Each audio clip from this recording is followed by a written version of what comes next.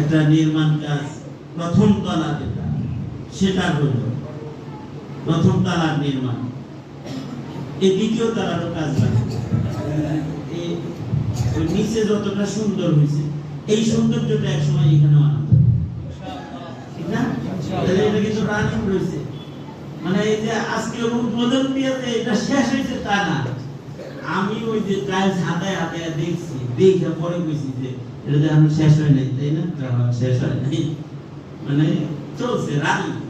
ওইটা শেষ করে এটা দুতলা করতে হবে, তিনতলা করতে হবে।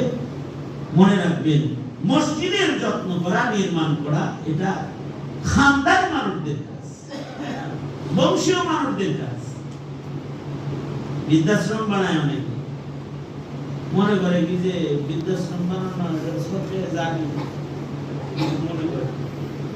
আমি তো এগুলোর প্রতি ঘৃণা দিই। মানুষ বৃদ্ধাশ্রম না বানায় জমিনের সন্তানদেরকে মা বাবা খেদমত শিখাও, তুমি মানা পাবেন।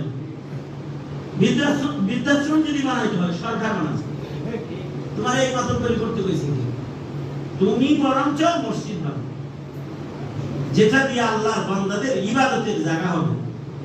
এই জমিনে কোন বিধবা যদি তার সন্তানহীনেরা, বিধবা যারা, তাদের যদি থাকার জায়গা না থাকে, এটার হিসাব দিবে সরকার, আর সরকারের প্রতিনিধি যারা তারা।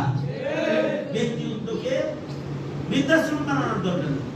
তবে কিয়ামত পর্যন্ত ইব্রাহিমের সন্তানদের ভেতরে ব্যক্তি উদ্যোগে কিয়ামত পর্যন্ত মসজিদ নির্মাণের ইবাদতকে আল্লাহ পাক জারি রাখবেন। এবং যারা মসজিদ নির্মাণ করবে কোরআনে হাকিমে তাদেরকে ইমানদারের সনদ আল্লাহ পাক দান করবেন।